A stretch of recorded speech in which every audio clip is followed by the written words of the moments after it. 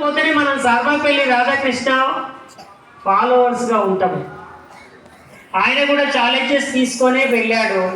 ఆయన ఒక పాఠశాలలో పనిచేస్తే ఆయన అక్కడి నుంచి ట్రాన్స్ఫర్ అయి వెళ్ళిపోతే ఆయనను ఎడ్ల బండిలో కూర్చోబెట్టుకొని పిల్లలంతా రైల్వే స్టేషన్ దాకా ఎడ్లు కాకుండా వాళ్ళే బండిని తోలుకుంటూ పోయి ఆయనను సెండ్ ఆఫ్ చేసినంత ప్రేమమయము, అంత వాళ్ళ మనసులలో ప్రేమను సంపాదించుకున్నాడు అని మనం ఆయన గురించిన స్టోరీలో మనం వింటాం.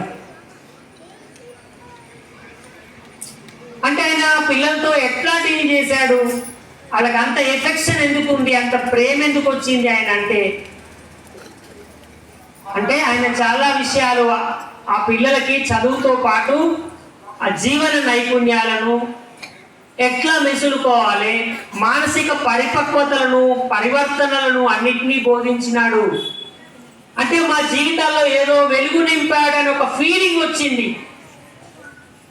కేవలం పుస్తకాలలో ఉన్నటువంటి మెటీరియల్ మనం ఎక్స్ప్లెయిన్ చేస్తే వాళ్ళ జీవితాల్లో ఏదో వెలుగు నిండుతుంది అని వాళ్ళు అనుకోరు. దాంతో పాటు వాళ్ళ వ్యక్తిత్వ నిర్మాణంలో వాళ్ళకి ఏమైనా హార్డిల్స్ ఉంటే అర్థం చేసుకోవడంలో, చదవడంలో, రాయడంలో వాళ్ళకి ఏమైనా కష్టాలు ఉంటే ఆ కష్టాలను తొలగిస్తూ లెసన్ చెప్పినప్పుడు అప్పుడు ఆ పిల్లలకి మనము ఒక టీచర్గానే కాకుండా ఒక గాడ్ లాగా, ఒక ఫాదర్ లాగా, ఒక గైడ్ లాగా, కొన్నిసార్లు అయితే వాడి పర్సనాలిటీని మీరు మార్చి ఫ్రెండ్లీగా చెప్తున్నప్పుడు ఒక ఫ్రెండ్ లాగా, ఇట్లా అన్నిట్లాగా కనబడడానికి అవకాశం ఉంటుంది. కాబట్టి 1868లో జన్మించినటువంటి రాధాకృష్ణ టైం చూడండి. అప్పుడు అంత మొరటు సమాజం, చదువుకోని వాళ్ళు, సున్నితత్వం లేని వాళ్ళు, మనుషులను పేరు పెట్టి కాకుండా ఔరా పౌరా అని నిక్నేములు పెట్టి, కలర్ పెట్టి, కులం పెట్టి మాట్లాడుతున్న రోజుల్లో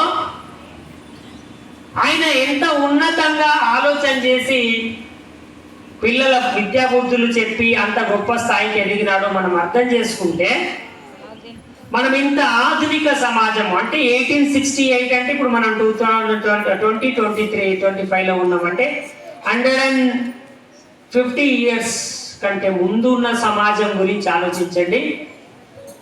150 years కింద ఉన్న ముందున్న సమాజం ఎట్లుంది, ఇవాళ సమాజము, తల్లిదండ్రులు, పిల్లలు, ఆలోచన విధానము, ఈ టెక్నాలజీ వచ్చిన తర్వాత పిల్లల మెంటాలిటీలో వచ్చినటువంటి మార్పులు, వీటన్నిటిని మనం ఎట్లా మలుచుకొని కొత్తగా ఇవాళ మనం డెఫినేషన్ చేసుకోవాలి స్టూడెంట్ అనేవాడిని అనేది మనకి ఇంపార్టెంట్, ఛాలెంజింగ్ పార్ట్.